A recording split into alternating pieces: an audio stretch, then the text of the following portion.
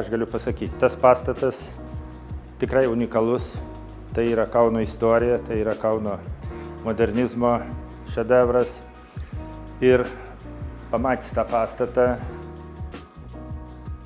tikrai aš juo susidomėjau, po truputį įsigijau ir bandžiau restauruoti. Restauracijai pasisekė, atstatėm viską, ką galim atstatyti, iki smulkmenų. O šiaip mane domina architektūra, domina menas, tai už tai man čia artima sielai, už tai aš čia jaučiuosi gerai, man patinka ir tvarkantis čia buvo viskas užslėpta ir išgriauta.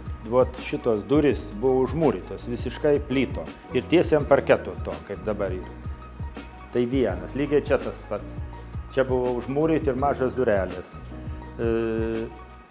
Rankenos visos išlupinėtos, sudėtos sovietinės, skardos, viskas buvo išniokota, iš tikrųjų išniokota, bet tas gerai turbūt, kad buvo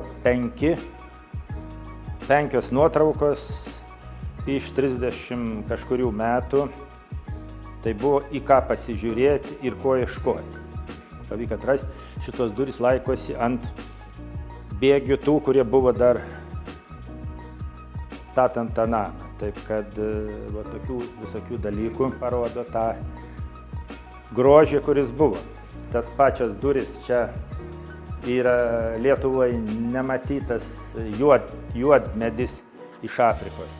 Jo turbūt nežinau, daugiau niekur nėra, yra tik tame name. Šita spinta grinai originali, tik tai nuvalyta ir nušveista. Tai čia yra tokių medžiagų ir detalių, kur galima daug kalbėti ir pasakoti. Bet čia daugiau pasakoja tie, kurie veda ekskursijas. Aš neturiu tiek laiko. Ačiū.